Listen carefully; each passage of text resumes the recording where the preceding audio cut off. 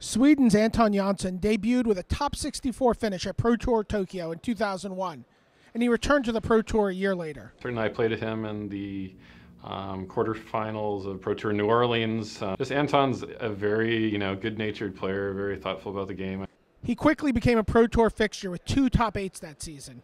And I do remember, it's like, oh, Anton Jonsson, top 8, and like beginning to notice, hey, he's done this 3 or 4 times now. He just, every time I turned around, he's in the top 8. His first top 8 that season was constructed, but his next 4 trips to the Sunday stage would all come in the limited format, establishing his reputation as one of the most feared 40-card masters in the game. There aren't very many players that are as scary to sit across the table from as Anton Jonsson. I mean, when he was on the top of his game, he was just one of the best.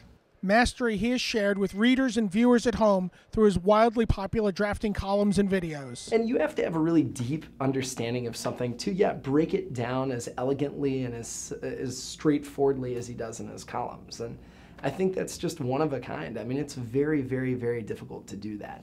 He's one of those guys that could pick apart a limited format like no other.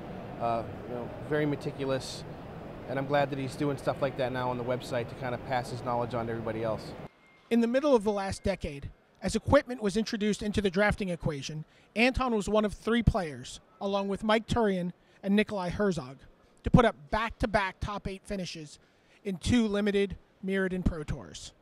And so, of course, it's great being in the top 8, back-to-back top 8s with the 2 of them, but I wish it was just me making back-to-back top 8s, right? When I would be between rounds waiting to play it, I played pretty quickly. And so I would go check out Anton. I would go see, oh, what is he drafting this time? How is he doing? Because Mirrodin, with equipment being the brand new, it was a whole new limited format, right? Years after his last top 8 at Pro Tour Nagoya, Anton showed up at Grand Prix Gothenburg to inspire the next generation of limited masters with his 9th Grand Prix top 8. I've done drafts with him, I've watched him play in the Pro Tour, and then he comes back and in Gothenburg last year, almost wins that GP as well. I think he made a really big impression showing how good you can be on limited. He really showed that if you play a lot of limited, you could really break the format. Congratulations on getting inducted into the Hall of Fame. So what were you thinking about as the Hall of Fame votes were coming in and the announcement was going to be made? I was trying to look on the internet and see what the ballots were looking like, and I had a pretty good feeling. It felt like this year's probably my year, but still, before you get a call that you're actually making it in, you don't really know. And getting that call was kind of surreal. Hall of Fame, yeah, okay. I kind of knew this was coming, but it's still is this really happening? What do you remember about your first Pro Tour? You played in Tokyo in 2001. What do you remember about going to that event and being on the Pro Tour? I remember, well, first of all, it was the first time I've flown anywhere near that far. I was going with a guy I didn't another Swedish guy I had just met, and we were traveling and staying at a hotel, and everything was just new in Japan. But I think I was more into the new thing was the travel. Playing in the tournament, it was still oh, it's just magic.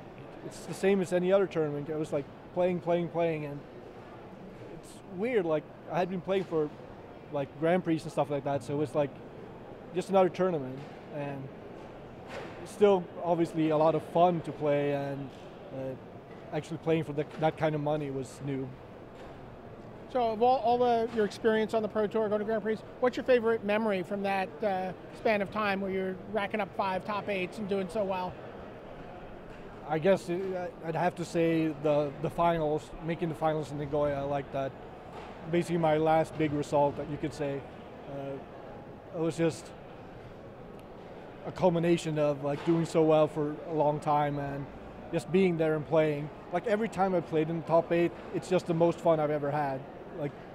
Just being there playing, because you're playing for so much, and the matches become so much fun. And that finals is obviously the most fun I've played, even though I lost.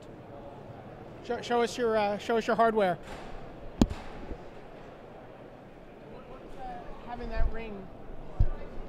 What does having that ring mean to you? What does that represent?